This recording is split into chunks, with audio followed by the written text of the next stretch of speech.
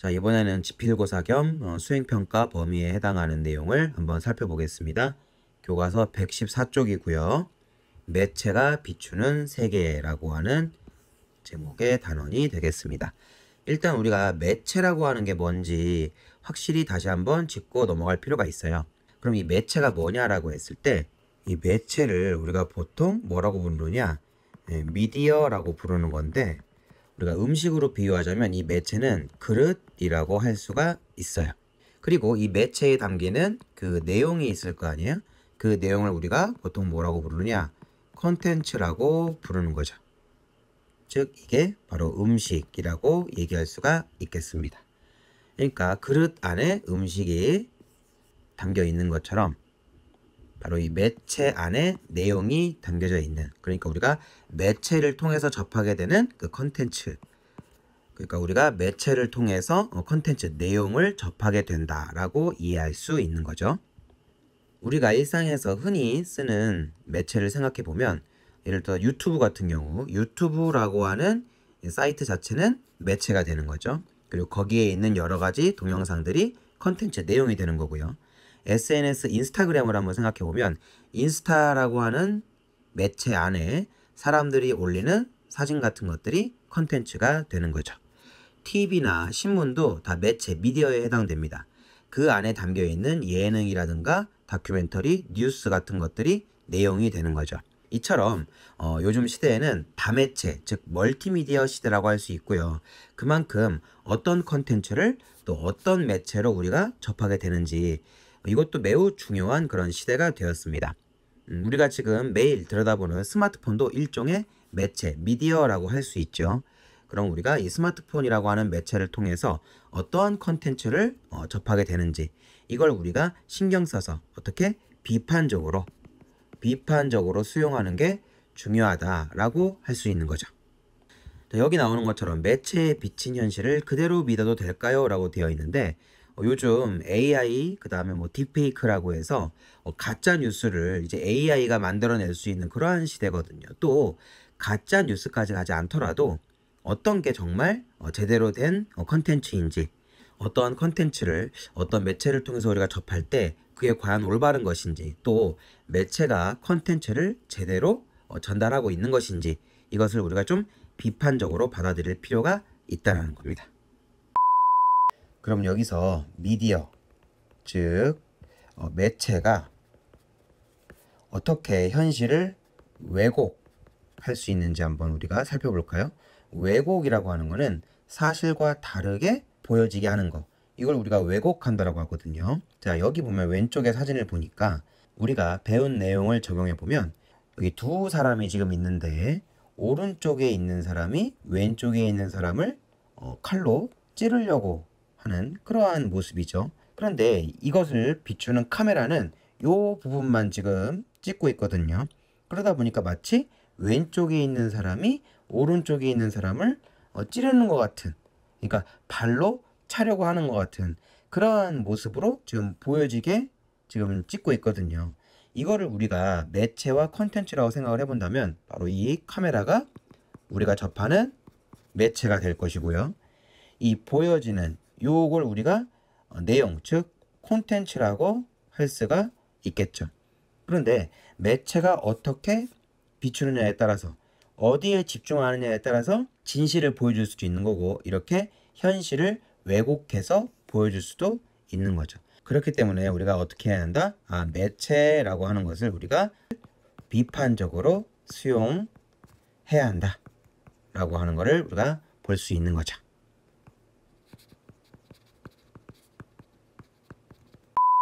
그래서 이번 단원에서는 교과서에 나온 내용을 바탕으로 매체 안에 담겨진 컨텐츠를 좀 살펴보고, 또 매체 자체에 대해서 우리가 어떻게 비판적으로 받아들여야 되는지 한번 살펴보겠습니다.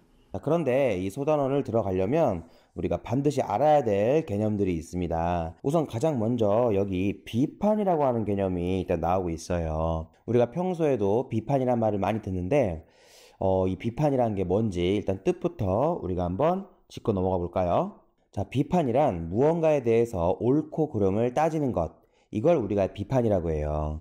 그런데 보통 우리가 옳은 것을 따지는 경우는 별로 없죠. 그러니까 보통은 그런 것을 따지는 것, 그러니까 잘못된 걸 따지는 게 바로 이 비판의 내용이라고 할 수 있겠습니다. 이렇게 비판의 뜻을 살펴봤고요. 이번에는 비판적 이해라고 하는 개념을 한번 짚고 넘어가 보죠. 비판이 옳고 그름을 따지는 거라고 했으니까 비판적 이해는 우리가 글을 읽거나 동영상 같은 매체를 접할 때 무엇이 옳고 무엇이 잘못됐는지를 이렇게 따져가면서 꼼꼼하게 살펴본다 라고 우리가 정의할 수 있겠습니다. 자, 그리고 이렇게 비판적 이해를 하기 위해서는 우리가 세 가지 요소를 좀 살펴볼 필요가 있는데요. 교과서에 이 세 가지가 제시되어 있어요. 첫 번째가 신뢰성, 두 번째가 타당성, 세 번째가 공정성이 될 텐데 하나씩 살펴보죠. 가장 먼저 신뢰성을 살펴볼 텐데요. 이용된 자료나 정보가 확실하고 정확하여 믿을 수 있는 것인지 점검하는 평가 기준이다 라고 되어 있습니다. 그러니까 결국은 이게 믿을만하냐 믿을만하지 못하냐 라고 하는 거를 살펴본다는 얘기가 되는데 좀 더 쉽게 우리가 정리해 보겠습니다. 자, 좀 전에 얘기했듯이 신뢰성이란 얼마나 믿을만한가 라고 하는 문제가 되는데요. 간단하게 얘기하면 출처의 문제라고 할 수 있습니다. 그 자료, 그 주장 어디서 비롯됐느냐, 어디에서 왔느냐라고 하는 걸 우리가 얘기해 볼 수 있는데 우리 일상생활에서 이 신뢰성과 관련된 예를 한번 살펴볼까요? 우리가 어렸을 때를 한번 떠올려 보죠. 어디 가서 어떤 얘기를 했을 때 친구들이 잘 믿어주지 않거나 의아한 표정을 지으면 우리가 했던 말 중에 하나가 바로 이런 말이죠. 우리 엄마가 그랬어. 아니면은 우리 선생님이 그랬어. 자, 이런 말. 왜 이런 말을 하게 될까요?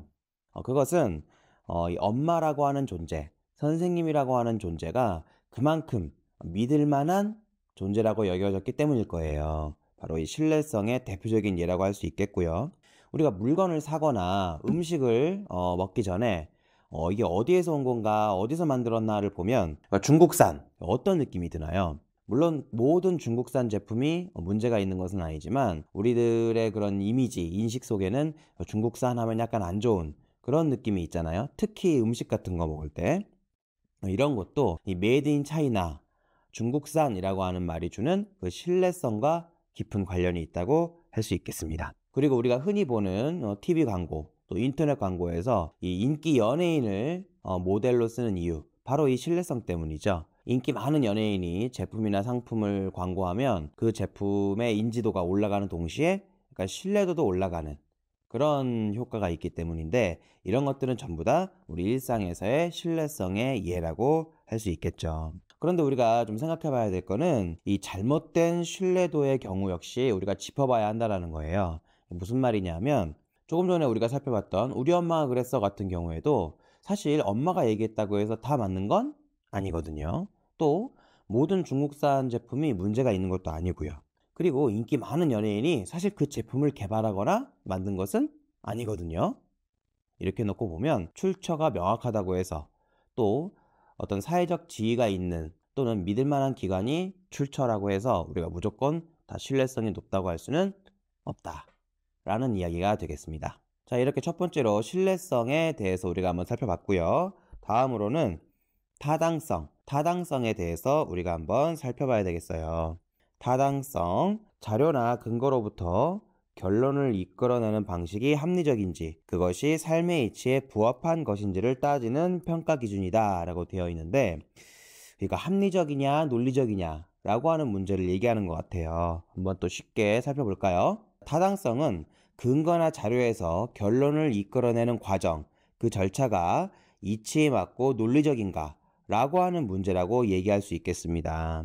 그러니까 결국은 과정의 문제라고도 할 수 있는데요. 저번엔 내가 청소했으니까 이번엔 네가 해 라는 말을 우리가 생각해 본다면 그쵸, 청소를 번갈아 가면서 나눠서 하는 이게 이제 근거가 되는 것이고 그러니까 이번엔 네가 할 차례다 라고 하는 주장을 하고 있거든요. 이거는 누가 봐도 논리적이고 합리적이죠. 특히나 친구 사이에서는 더더욱 그렇고요. 자, 그런데 너 용돈 받았다며? 그러니까 오늘은 네가 떡볶이를 쏴 라고 하는 거는 사실 타당성이 부족하다고 할 수 있죠. 용돈 받았다고 친구한테 맛있는 떡볶이를 사줘야 되는 건 아니거든요. 그리고 요즘 예능에 자주 나오는 형 또는 누나가 거기서 왜 나와? 이런 표현 같은 경우에도 이 타당성의 문제와 관련이 있다고 할 수 있어요. 왜냐하면 그 사람이 그 상황에 나올 만한 이유가 전혀 없는데 나왔다 그러니까 이 절차적으로 봤을 때 논리적이지도 않고 합리적이지도 않다라는 뜻이거든요. 그래서 이런 것들은 우리가 타당성의 문제와 관련 있는 그런 이해라고 할 수 있겠습니다. 그리고 이거는 인문학적인 부분과도 연관이 되는데요. 이 절차, 과정의 이 타당성만 따지다 보면 우리가 큰 실수, 큰 잘못을 범하는 경우가 생길 수 있어요. 예를 들면 유태인을 대량 학살했던 그 나치의 예를 들어보자면 세계 2차 대전이 끝난 후에 이제 유태인 학살에 관여했던 사람들을 이제 재판에 넘긴 그런 일이 있었는데 그때 피고로서 이 재판장에 선 사람들이 다 자신의 무죄를 주장했어요. 왜냐하면 명령은 히틀러 같은 그 위에 있는 사람들이 내린 것이지 자기들은 그냥 시키는 대로 일을 했을 뿐이라는 거죠. 예를 들면 유태인들을 기차에 실어 나르고 유태인들이 갇힌 그 가스실에 가스를 살포한 이런 시켜서 명령을 받았기 때문에 자기들은 일을 한 거다. 그러니까 절차상의 문제다. 이렇게 이제 주장을 했는데 그때 이들의 주장을 받아들이지 않았어요. 왜냐하면 아무리 명령을 받은 그러니까 시키는 대로 한 일이라 할지라도 그 행동의 결과가 어떤 영향을 가져올지 알고 있었기 때문에 무죄라고 할 수 없다. 이런 판결이 나왔었거든요. 그러니까 이런 것들은 우리가 조금 생각해 볼 만한 이 타당성, 절차, 과정, 이 합리성, 논리성의 문제라고 할 수 있겠죠.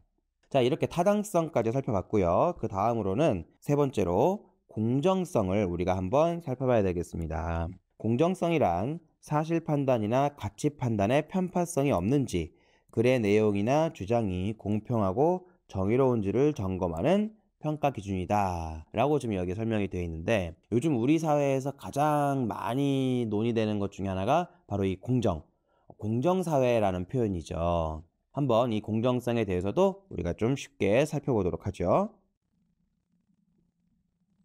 공정성은 내용이나 주장, 판단이 공평하고 정의로운가, 그러니까 견해의 문제라고 할 수 있어요. 이것도 일상에서 한번 예를 찾아볼까요?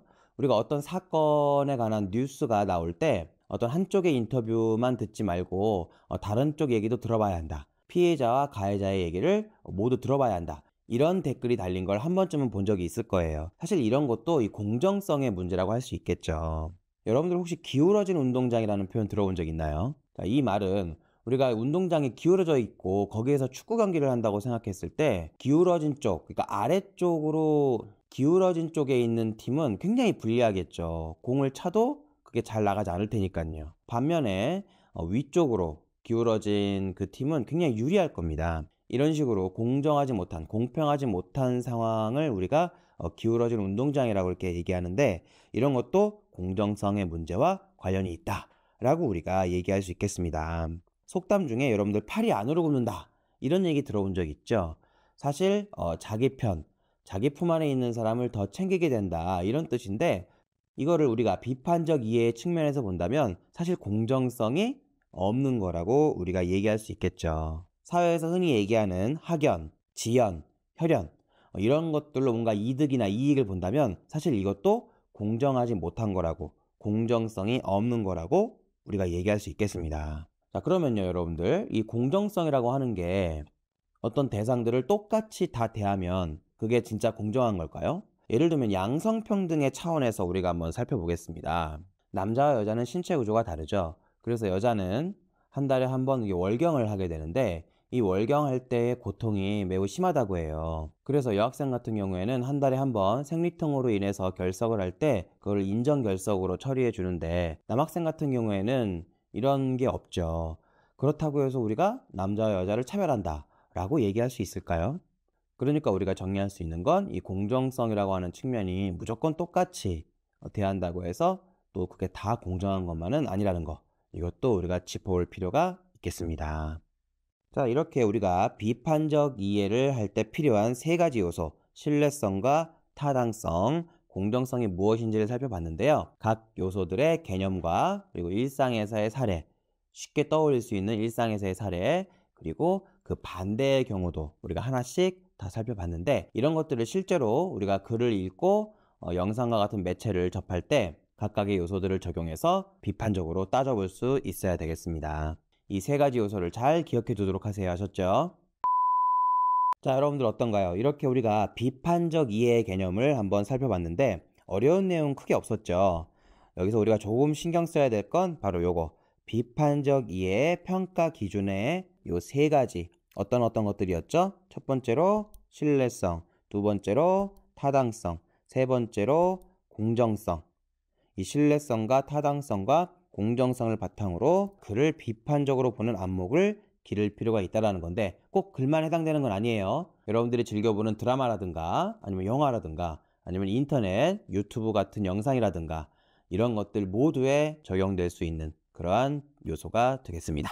이렇게 해서 우리가 오늘은 교과서 59쪽 내용을 살펴봤고요. 다음으로는 우리가 비판적 읽기에 필요한 세 가지 평가 요소, 그것 외에 다른 평가 기준으로 삼을 만한 거, 그것들을 한번 추가로 살펴보고 이 시간을 마무리하도록 할게요. 글뿐만 아니라 각종 매체를 비판적으로 이해할 수 있는 또 다른 기준들 무엇이 있을까요? 첫 번째로 성인지 감수성, 다른 말로는 젠더 감수성 또는 성 역할에 관한 이런 기준들이 최근 들어서 매우 중요시되고 있는 비판적 이해의 평가 기준이라고 할 수 있겠죠. 예를 들면 이 교과서에서도 이 남자는 바깥일을 하고 여자는 집안일을 하는 그런 식의 설명이라든가 그림들이 아직도 곳곳에 남아있다고 해요. 이런 것들은 성인지 감수성에 매우 뒤떨어진 그러한 자료라고 할 수 있겠죠. 두 번째로는 이건 시사 상식과도 연관이 되는데 바로 정치적 올바름, 이른바 PC, Political Correctness라고 하는 이게 또 비판적 이해의 기준이 될 수 있어요. 이 정치적 올바름, PC는 모든 편견을 없애자는 이런 사회적 움직임을 뜻하는데요. 예를 들면 디즈니 만화에 나오는 이 공주들의 모습이 이 PC의 대표적인 예라고 할 수 있죠. 여러분들도 봤을 것 같은데 알라딘에 나오는 이 자스민 공주, 이 공주도 예전에 나왔던 애니메이션 원작에서는 수동적이고 나약한 그런 공주였거든요. 그런데 이게 최근 실사 영화로 만들어지면서 매우 진취적이고 주체적이고 자주적인 그런 이 공주의 모습으로 바뀌게 되었죠. 이런 것들은 바로 PC의 그 영향이라고 할 수 있는데 그래서 영화 제목을 알라딘이 아니라 이 자스민이라고 해도 크게 문제가 없지 않나 이런 생각을 해볼 수 있고요. 그리고 여러분들은 잘 모를 것 같은데 라스트 오브 어스라고 하는 그 게임이 있어요. 그 게임은 이 좀비가 판치는 세상을 배경으로 이 주인공들이 어려움을 헤쳐나가는 내용인데 원래는 그 좀비가 이 여자만 좀비가 되는 그러한 설정이었다고 해요. 처음에 만들어질 때. 그러다가 이게 PC에 알맞지 않다. 그래서 이 남녀 따지지 않고 이 좀비로 감염되는 그러한 설정으로 바뀌었다고 하는데 이런 것들은 바로 이 PC의 그 예라고 할 수 있겠죠. 또 툼레이더라고 하는 또 유명한 게임이 있는데 이 게임 속 여자 주인공 캐릭터도 90년대에 만들어진 게임 속에서는 성상품화가 매우 도드라지는 캐릭터였는데 최근에 만들어진 게임 속에서는 좀 더 현실적인 여성의 모습으로 바뀌었죠. 자, 이런 것들은 전부 다 정치적 올바름, Political Correctness의 예라고 할 수 있겠고요. 꼭 양성의 문제뿐만 아니라 이 인종과 관련된 부분들에서도 이런 정치적 올바름의 예를 많이 찾아볼 수 있어요. 마지막으로 우리가 놓치기 쉬운 바로 문화 존중, 이 상대 문화에 대한 존중이 비판적 이해의 기준으로 삼을 수 있겠죠. 우리나라는 신발을 벗고 집 안으로 들어가잖아요. 그런데 우리나라 드라마나 영화를 서양 사람들이 보고 왜 신발을 벗고 방 안에 들어가지? 저건 이상해 라고 여긴다면 이거는 문화를 제대로 존중하지 못하는 거라고 할 수 있겠죠. 물론 그 반대의 경우도 마찬가지겠고요. 바로 비판적 읽기에 필요한 평가 요소 세 가지에다가 요즘 우리가 생각해 봐야 할 추가 평가 요소까지 살펴봤었죠? 그래서 신뢰성, 타당성, 공정성, 그 다음에 정치적 올바름, PC나 성인지 감수성, 그리고 문화 존중까지 이렇게 우리가 매체를 접하고 매체를 감상하고 매체를 이해할 때 신경 써야 될 그러한 부분들이 꽤 많았던 것 같아요. 그럼 우리가 배웠던 내용을 되새기면서 영상 하나를 보고 시작해 볼 텐데요. 이 영상은 과거 우리나라 대중가요, 인기 있었던 대중가요 중에서 이 방송 금지 처분을 받은 그러한 노래들에 대한 내용을 담고 있어요. 자, 그런데 방송 금지 받았다는 거, 그 자체가 중요하기보다는 왜 방송 금지 처분을 받았는지 그 점에 우리가 한번 초점을 둬서 영상을 보도록 하겠습니다. 거짓말이야 거짓말이야 거짓말이야 거짓말이야 사람도 거짓말 웃음도 거짓말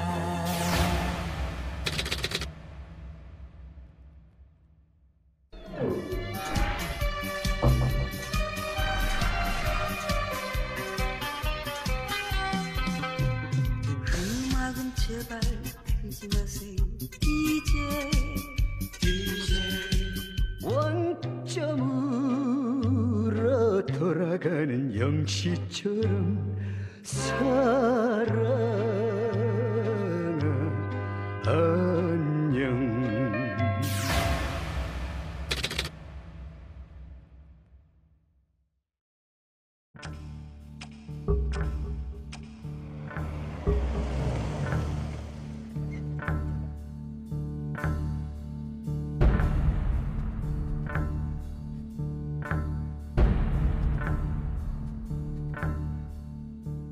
모두들 잠들은 고요한 이 밤에 어이에 나 홀로 잠못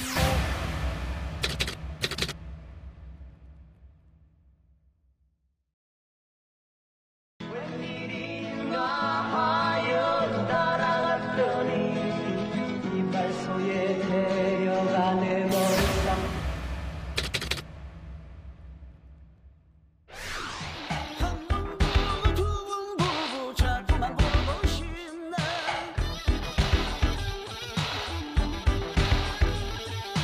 아름다운 그 모습을 자꾸만 보고 있네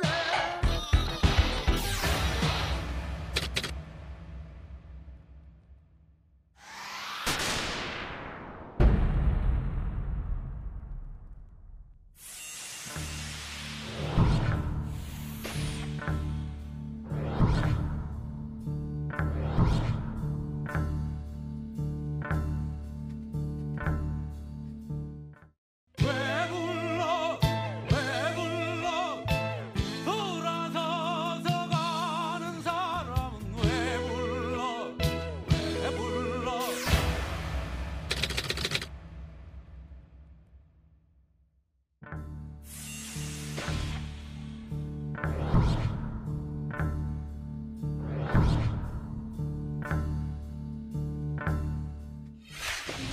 밤지 세우고 불림마다 맺힌 동남쪽 백길 따라 200리 외로운 섬 하나 새들의 고향 그 누가 아무리 자기의 땅이라고 우겨도 독도는 우리 땅 경상북도 울릉군 도동산 63 농경 132 북이 30 하지만 후반 넘지 울며 웃던 뻔한 꿈 그것만이 내세 부러져버린 너의 그런 날개로 넌 얼마나 날아갈 수 있다 생각하나 모두를 뒤집어 새로운 세상이 오길 바라네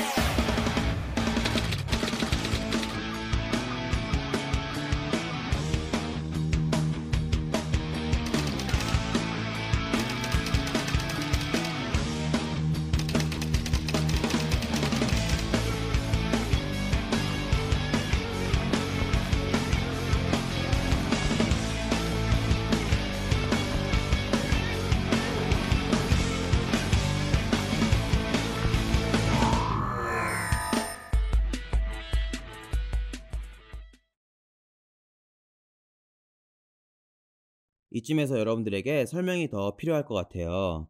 자, 여기 나와 있는 내용은 과거 박정희 전 대통령 시절, 그러니까 우리나라가 치안 유지와 분단 현실이라고 하는 이 특수성, 이런 것들을 명목으로 국민들을 굉장히 통제하던 시절이었어요. 그래서 민주주의 국가임에도 불구하고 국민들이 주인이 되지 못하고 억압 속에서 살아야 했던 그런 시대였는데요. 이때 예술가들도 굉장히 많은 통제와 억압 속에서 창작 활동을 했어야 돼요.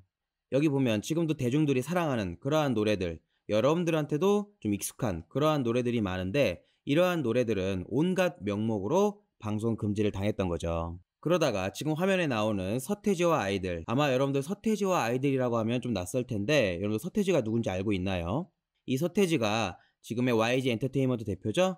양현석, 그 다음에 이준호와 함께 만들었던 그룹이 바로 서태지와 아이들이에요. 지금으로 비유하자면 웬만한 아이돌 그 이상의 인기를 누렸고 단순한 인기가 아니라 대한민국의 문화를 들었다 놨다 했던 그런 존재였거든요.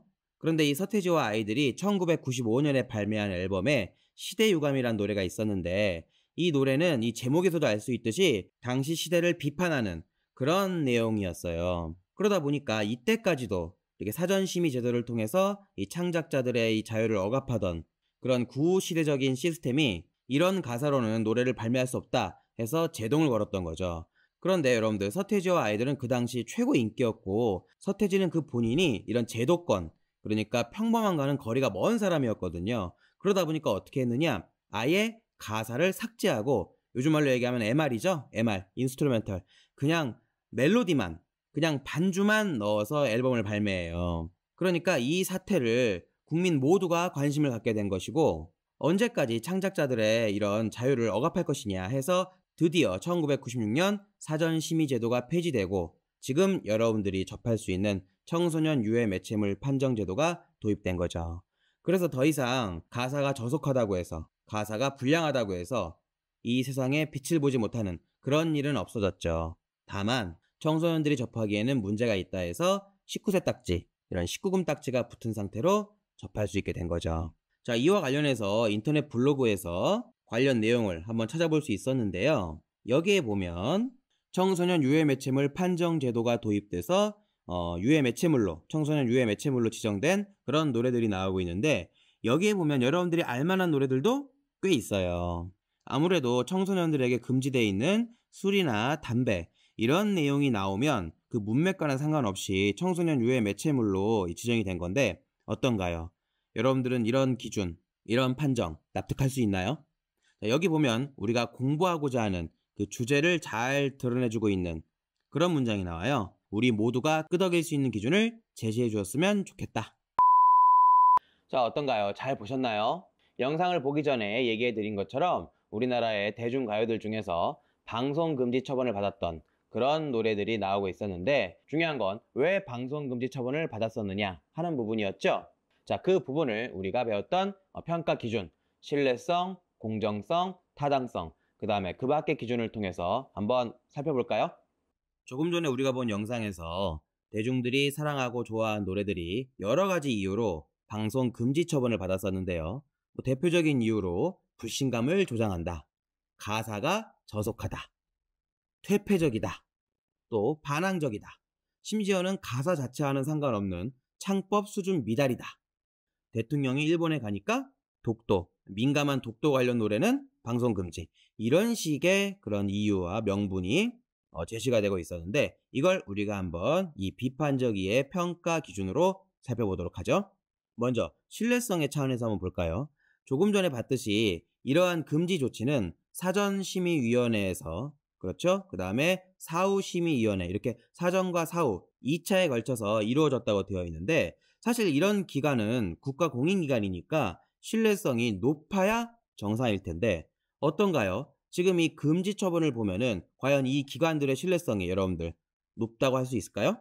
그런데 사실 이거는 신뢰성의 문제라기보다는 타당성의 문제가 더 크다고 할 수 있습니다. 바로 과정, 절차의 문제라는 건데 방금 살펴본 그런 노래, 그 노래 가사들이 방송 금지를 받을 만한 그런 근거나 어떤 자료가 이치에 맞고 논리적인가 라고 봤을 때 어떤가요, 여러분들? 전혀 타당성이 없다고 할 수 있겠죠? 이게 박정희 전 대통령 시대의 그런 독재 정권 때 국민들을 억압하고 통제하던 그런 시대니까 가능한 거지 지금 시대 같으면 와. 세 번째로 공정성, 내용이나 주장, 판단이 공평하고 정의로운가?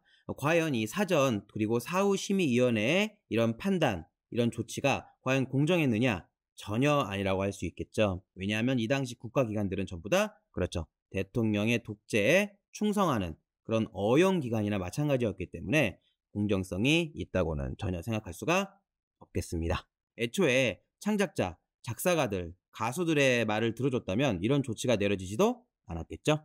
자, 이 외에도요, 우리가 다른 그런 비판적 이해의 기준들을 한번 적용해 볼까 살펴봤더니, 글쎄요, 여기에 해당되기 이전에 타당성이 너무나 떨어지기 때문에 크게 여기서는 살펴볼 필요가 없는 것 같습니다. 정치적, 역사적으로 접근해 보면 이 노래들이 금지 조치 당한 것들이 사실 정치적인 이유가 크거든요. 그러니까 여러분들의 의사, 생각, 판단을 적극적으로 펼칠 수 있는 지금 시대를 여러분들 충분히 누릴 수 있도록 하세요. 여기 나왔던 노래들 중에 사회 비판적이기 때문에 방송 금지 당한 그런 노래가 있었죠. 그 당시에 권력을 쥔 사람들은 뭐가 그렇게 비판하는 게 겁이 났을까요?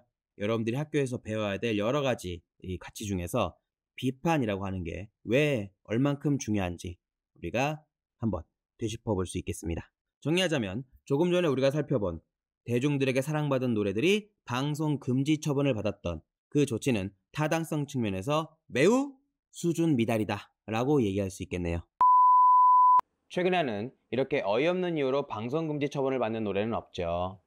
하지만 청소년 보호라는 명목으로 창작자들의 노력과 그 결과물을 청소년들이 쉽게 접하지 못하게 하는 그런 경우는 지금도 있다는 게 안타까운 부분이 되겠습니다. 여러분들은 어떤가요? 청소년에게 해롭다는 이유로 유해 매체로 지정된 노래들, 그 노래 가사들 어떻게 수긍이 가나요? 자, 지금까지는 우리나라 대중가요를 통해서 비판적 읽기 활동을 해봤다면 이번에는 여러분들이 항상 접하는 광고를 통해서 한번 비판적 읽기, 비판적 매체 읽기 활동을 해보도록 하겠습니다. 자, 이제 함께 볼 광고는요, 삼성의 대표적인 스마트폰 라인이죠? 바로 갤럭시 노트 9 광고입니다. 자, 여러분들 이 광고는 두 편이 짝을 이루는 그런 광고로 기획이 됐는데요. 한 편은 여자 모델, 다른 한편은 남자 모델이 등장합니다. 그런데 이 두 편의 광고를 잘 살펴보면 우리가 배운 평가 기준, 그 평가 기준에 딱 맞는 비판받을 만한 요소들이 담겨져 있습니다. 어떤 면인지 우리가 한 편 한 편 보면서 같이 생각해 볼까요?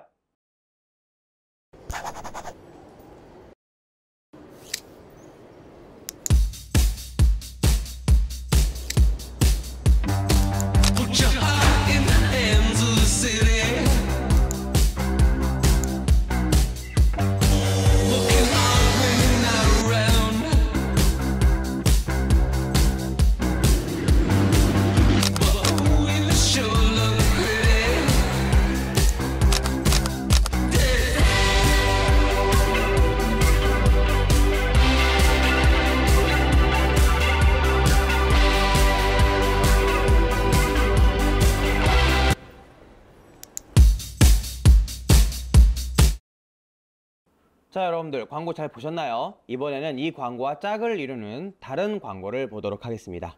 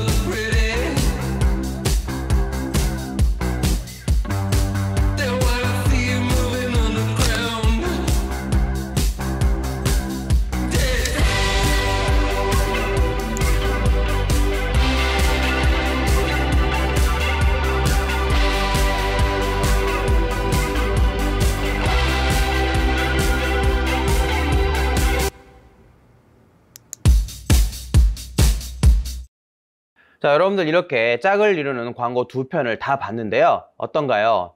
우리가 배웠던 비판적 읽기의 평가 요소와 관련해서 뭔가 얘기하고 싶은 게 있지 않나요? 여자 모델과 남자 모델이 등장할 때 그 내용 구성이 매우 다르다는 걸 알 수 있죠. 먼저 여자 모델이 등장하는 광고는 어땠나요? 여기서는 스마트폰을 사용하는 여자 모델의 모습이 굉장히 여유롭고 그리고 이 감성 넘치는, 소위 말하는 감성 넘치는 모습을 보여주고 있죠. 왜냐하면 구성되어 있는 내용들이 전부 다 놀러 가거나 친구들과 어울려서 놀거나 그런 장면들이거든요. 거기에 반해서 남자 모델이 등장하는 광고의 구성은 어떤가요? 일단 굉장히 진취적이고 그리고 일에 열중하는 그런 모습을 보여주고 있죠. 물론 여자 모델 광고의 내용 중에서 프레젠테이션을 하는 모습이 나오기도 하고 남자 모델 광고에서는 스마트폰으로 게임을 하는 장면이 나오기는 해요. 그렇지만 남자 모델 광고에서는요, 놀러 가서도 건축물을 보면서 일하는 그런 모습을 보여주고 있고요. 여자 모델 광고는 의상부터가 하늘하늘합니다. 그러니까 이 두 광고는 성 역할, 성인지 감수성, 그리고 정치적 올바름, PC에 있어서 요즘 시대에는 맞지 않다라고 얘기할 수 있겠죠. 그리고 더 큰 문제는 이 광고를 여러분들 그냥 만드는 게 아니라는 거죠. 처음 기획하고 촬영하고 편집하고 그냥 방송으로 보내는 게 아니라 분명히 광고를 맡긴 광고주인 삼성의 확인을 거쳤다라는 거죠. 그러니까 구멍가게도 아니고요. 전 세계를 상대로 장사하는 그런 삼성이라고 하는 대기업에서 어떤 시선으로 남녀의 역할을 보고 있는지 여기에서 단적으로 드러난다는 겁니다. 에이, 한 번 가지고 어떻게 그렇게 단정할 수 있냐고요? 자, 여러분들 지금 보시는 이 지명 광고는 삼성에서 만든 컴퓨터 부품 SSD 광고예요. 자, 영어로 쓰여 있으니까 제가 설명을 해주자면 위에 있는 남자 모델은 와, 이게 SSD구나, 맞지? 라고 하면서 만지작 되는 그런 모습을 보이고 있죠. 그런데 밑에 여자 모델이 SSD를 들고 있는데 한 손에는 드라이버를 들고, 그렇죠? 바로 요 영어 뭐라고 쓰여 있는 거냐? 너 어렸을 적에 장난감 플러그 가지고 논 적 있지? 그것만큼이나 쉬워 라고 하면서 여자 모델에게 이 SSD를 장착하는 게 어렵지 않다라고 가르치고 있죠. 자, 그럼 이 광고가 깔고 있는 편견은 뭐냐? 남자는 컴퓨터 부품 같은 거에 능통하고 정통하고, 그리고 여자는 이런 컴퓨터 부품을 잘 알지 못하니까 라고 하는 의식이 깔려 있다는 겁니다. 자, 앞서 살펴봤던 남녀, 양성의 성 역할을 고착화시키는 거, 그리고 이렇게 남자는 뭐에 능숙하고 여자는 잘 모르고, 이런 식의 사고방식이 우리가 흔히 접하는 광고뿐만 아니라 아직도 많은 매체들 속에서 우리들에게 제시되고 있다는 겁니다. 자, 우리나라 대표적인 대기업이죠. 현대자동차의 자동차 광고 한 편을 보도록 하겠습니다.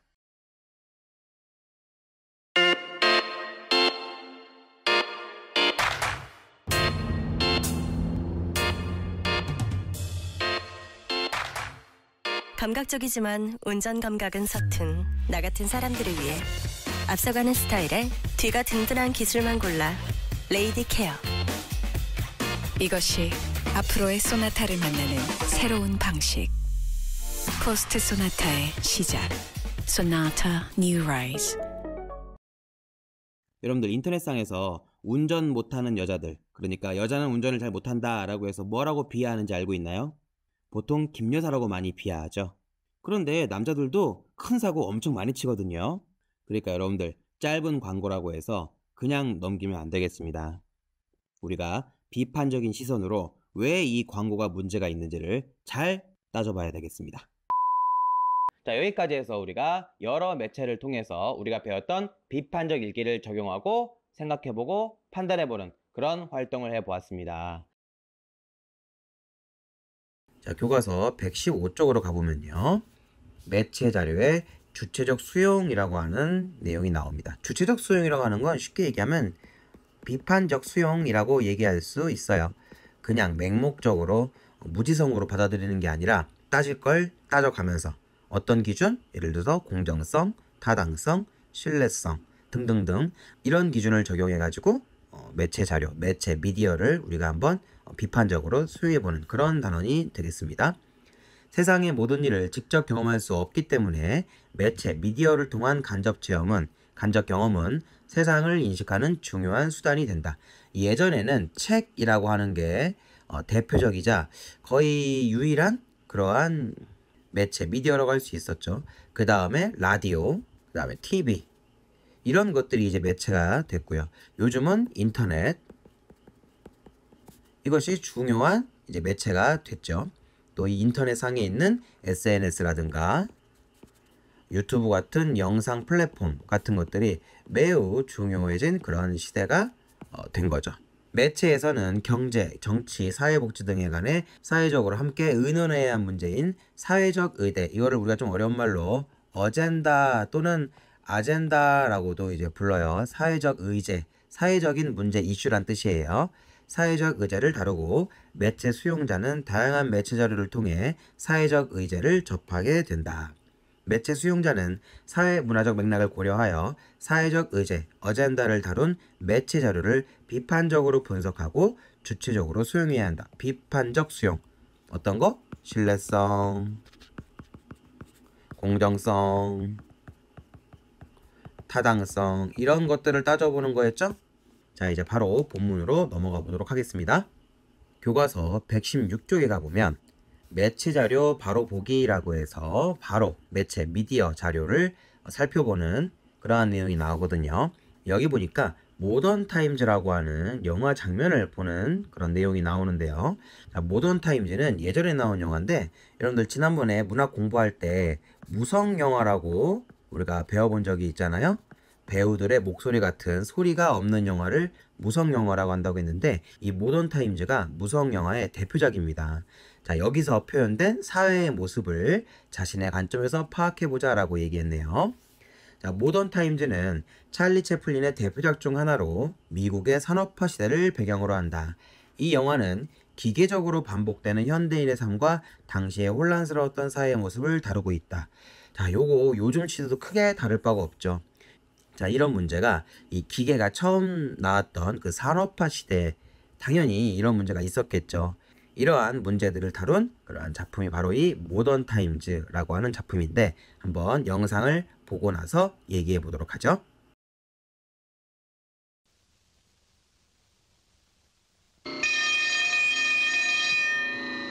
Section 5, give it the limit.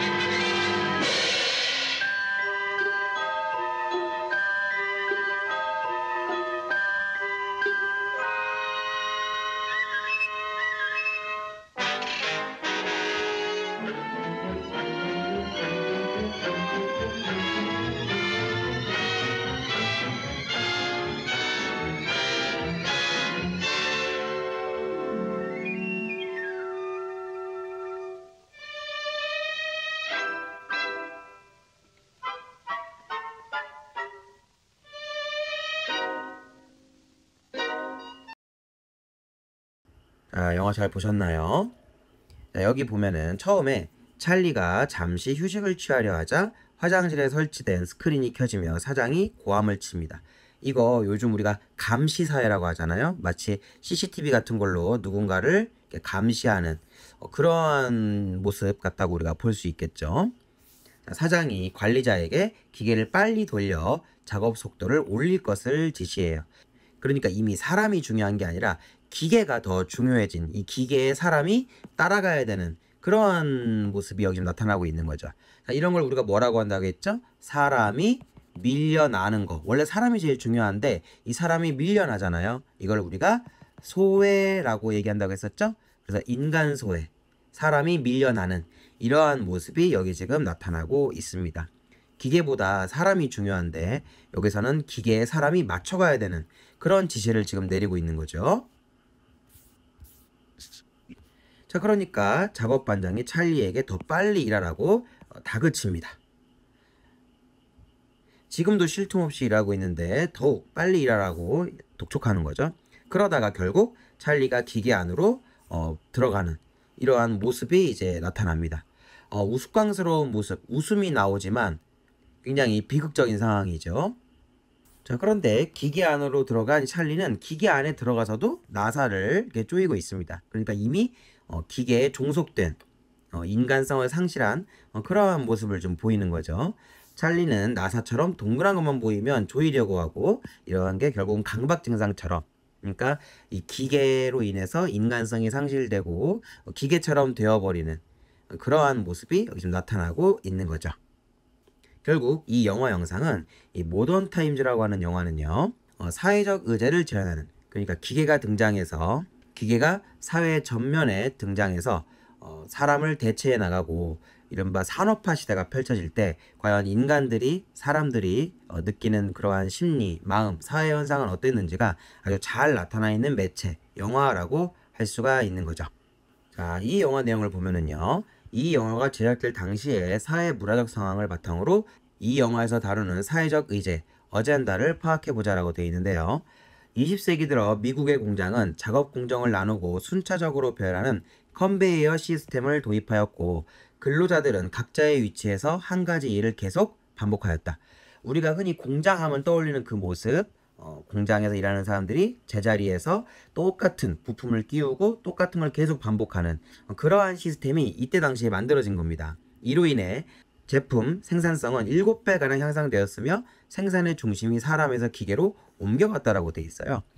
그전에는 사람, 이른바 장인이라고 하는 사람이 어떤 한 가지 제품을 만들기 위해서 열과 성, 노력을 다해서 제품을 만들어냈고 그 사람이 굉장한 대우를 받았죠. 그런데 이 기계가 등장함으로써 이른바 공장에서 제품이 만들어지면서 이러한 모습, 사람이 결국 기계처럼 되어버리고 기계와 같은 대우를 받는, 사람의 가치가 떨어지는, 이 사람이 소외되는 그러한 현상이 나타나게 되었다는 겁니다. 이 영화가 제작된 20세기 들어 공장에서 작업 공정을 나누어 분업하고 이를 순차적으로 배열하는 컨베이어 시스템이 이제 도입됐는데, 이러한 생산 방식을 포드주의 시스템이라고도 해요. 포드 자동차가 처음 만들어졌을 때 쓰인 시스템이거든요. 자, 이러한 시스템은 생산성을 비약적으로 높였지만 그 결과 노동자들은 반복적이고 강도 높은 노동을 하게 되었고, 이 노동자들의 인간적인 측면은 무시된 것, 인간이 소외된 거죠. 그래서 이 영화는 인간이 기계의 부품으로 전락하는 문제와 노동자들을 엄격하게 통제하여 노동자의 인간적인 측면을 무시하는 문제를 표현해내고 있다는 겁니다. 자, 그런데 여러분들, 이 당시에는 영화라고 하는 매체가 굉장히 절대적인 위상을 갖고 있었어요. 왜냐하면 텔레비전이라고 하는 게 나오기 전이고요, 라디오는 음성으로만 내용을 전달했기 때문에 이 영화라고 하는 게 굉장히 파급력이 있는 매체였고, 이 당시에는 뉴스 같은 것들도 극장에서 보여주는 경우도 꽤나 많았습니다. 우리나라도 몇십 년 전만 하더라도 극장에서 대한뉴스라고 해서 뉴스를 보여주는 그런 시대였거든요. 그러니까 이 영화라고 하는 매체가 지닌 영향력과 파급력으로 봤을 때 이 영화를 만든 사람들이 뭘 전달하고자 했는지 우리가 좀 생각을 해볼 수가 있는 거죠. 자, 밑에 보면 이 영화의 장면과 연출 방법을 선택해서 제작자가 나타내는 내용을 정리해보자 라고 되어 있는데요. 자, 장면의 연출 방법. 사장이 기계의 속도를 올리자 기계의 속도에 따라가지 못한 찰리가 기계 속으로 빨려 들어가는 장면. 그러니까 사람보다 기계가 더 우선시되는 이러한 모습이 나타나는 거죠. 찰리가 사장의 요구에 맞추어 빨라지는 기계의 속도에 따라 힘겹게 작업 동작을 반복하는 것을 속도가 빨라지는 음악과 함께 우스꽝스럽게 나타냈다. 여기 음악과 함께라고 하니까 여러분들이 좀 의아하게 생각할 수 있는데, 아니 이 당시에는 무성영화라고 했는데 소리가 없다고 했는데 왜 음악이 있냐라고 여러분들 생각할 수 있는데, 무성영화라고 하는 것은요, 여러분들 소리가 없는 영화란 뜻인데, 정확히 얘기하면 이 배우가 연기를 할 때 그 당시 그 상황에 그 소리를 녹음할 수가 없는 거예요. 그러니까 우리가 배우들의 대사라든가 그 촬영 현장의 소리는 담을 수가 없는 거죠. 그러니까 소리 없이 모습만 촬영할 수 있는 건데, 나중에 배경음악은 깔아줬어요. 그러니까 배우들의 대사나 현장의 소리는 없지만 이 배경음악은 나중에, 부금은 나중에 깔아준 그러한 영화가 바로 무성영화입니다. 자, 그걸 빨라지는 음악과 함께 우스꽝스럽게 나타냈다는 거죠. 그러다가 찰리가 작업 속도를 이기지 못하고 기계에 빨려 들어가면서 기계의 일부가 되어버리는 것으로 묘사하였다라고 되어 있는데, 결국 이 장면을 통해서 사람이 사람다운 대우를 받지 못하고 기계에 종속되는, 기계만도 못한, 기계에 맞춰야 되는 이러한 인간 소외의 모습을 나타내고 있는 거죠. 그래서 제작자가 나타내려고 했던 내용은 인간을 기계의 한 부분으로 취급해서 기계와 같은 노동 강도를 요구하는 현실을 풍자했다라는 거죠. 자, 풍자, 웃음을 통해서 현실을 비판하는 거, 이걸 우리가 풍자라고 하죠. 이러한 풍자가 여기 나타나 있고 등장인물이 기계의 속도를 따라잡기 위해 쓰다가 기계로 빨려 들어가는 장면을 연출했다라고 정리가 되어 있네요. 자, 여러분들, 근데 이러한 모습이 과거에만 기계가 나타나면서 산업화가 이루어지던 그런 시기에만 있는 게 아닙니다. 현대 우리 사회에도 이러한 유사한 문제가 항상 있어요.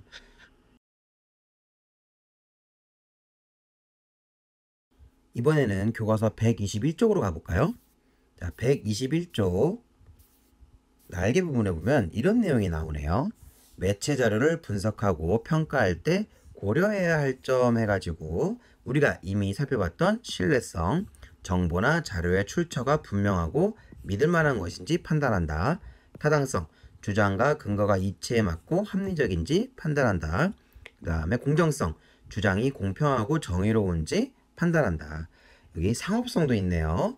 전달된 정보의 상업적 의도와 이러한 의도에 현혹될 가능성을 판단한다 라고 우리가 매체 자료를, 매체, 미디어를 분석하고 평가할 때 고려해야 될 이런 기준들이 나오고 있는데 이미 신뢰성, 타당성, 공정성은 살펴봤던 거니까 여기다가 상업성만 추가로 더 알아두면 되겠네요. 자, 이번에는 교과서 122쪽으로 가보겠습니다. 자, 여기 보니까 여러분들 유튜브 통해서 개인 방송, 또 유튜브에 올려진 영상들 많이 볼 텐데 이러한 개인 방송 같은 것들을 주체적으로, 비판적으로 수용하려면 무엇에 주목해야 하는지 이해해보고 사회적 의제를 다룬 개인 방송을 찾아 비판적으로 분석해보자라고 했는데 꼭 사회적인 문제, 이슈를 다룬 게 아니더라도 유튜브에 올려진 방송들, 또 유튜브에 올려진 이러한 영상들을 우리가 어떻게 비판적으로 수용할 수 있을지 한번 살펴보죠. 먼저 제목과 썸네일이라고 되어 있는데 아마 많은 친구들이 공감할 겁니다. 유튜브에 올려진 영상 같은 것들을 보면 이 제목과 그 다음에 썸네일, 조그맣게 보여지는 영상을 대표하는 이미지죠. 이런 것들을 소위 말하는 어그로 끈다고 하는 관심을 끌기 위해서 전혀 상관없는 것들을 갖다 붙인다거나 아니면은 자극적인, 되게 눈에 딱 띌 수 있는 호기심을 자극하는 그러한 것들로 제목과 썸네일을 설정하는 경우 아마 여러분들도 흔히 봤을 텐데 영상을 누르기 전에 볼 수 있는 제목과 썸네일은 이런 개인 방송 영상의 첫 인상을 책임지는 얼굴이라고 할 수 있는데 이러한 제목과 썸네일을 보고 개인 방송이 어떤 의제를 다루고 있는지 그리고 해당 의제의 관점이 어떠한지 이 썸네일의 이미지와 자막이 왜 사용되었는지 어떤 의미를 지니고 있는지 중심으로 분석해 본다라고 되어 있는데 꼭 사회적인 문제가 아니더라도 그 영상의 제목과 썸네일이 적절한지 이런 것들을 우리가 한번 판단해 볼 수 있는 거죠. 그리고 설명에 나와 있는 내용들, 그 설명이 영상을 이해하는데 적절한 정보를 제공하는지 이런 것들도 우리가 살펴볼 수 있는 부분이고요. 그리고 이 영상을 촬영한 그 방법 같은 것들도 굉장히 중요하다고 할 수 있어요. 그래서 어떤 장면을 어떻게 찍었는지 이런 것들도 의도가 반영되어 있다라는 점을 우리가 잘 살펴볼 필요가 있습니다. 또 어떤 장면을 갖다 넣었는지도 우리가 당연히 봐야 될 그런 부분이겠죠. 자, 이거 외에도 우리가 이미 살펴본 매체를 비판적으로 수용하는 기준이 있었죠. 공정성, 타당성, 신뢰성, 그 외에 정치적 올바름이라든가 상업성 같은 것들도 우리가 잘 살펴봐야 될 그러한 기준이 되겠습니다. 자, 정리해보자면요. 지금 세상은 굉장히 많은 매체, 그러니까 굉장히 많은 미디어의 홍수 속에 우리가 살고 있다고 할 수 있을 정도로 우리가 접하는 정보와 데이터와 이 콘텐츠들이 엄청 많은 시대거든요. 이럴 때일수록 우리가 비판적으로 이러한 매체를 그리고 그 매체 속에 담겨있는 무엇? 바로 콘텐츠를 우리가 살펴봐야 될, 수용해야 될 그러한 시대가 되었다라는 겁니다. 그래서 우리가 그러한 매체 그리고 그 매체 속에 담겨있는 콘텐츠를 살필 때 어떤 기준으로 비판적으로 따져볼 수 있는지를 한번 살펴봤던 겁니다. 여러분들 비판적 매체의 수용 기준 잘 공부해 두시고요. 우리가 현명하게 매체 그리고 콘텐츠를 잘 수용할 수 있어야 되겠습니다. 여기까지입니다.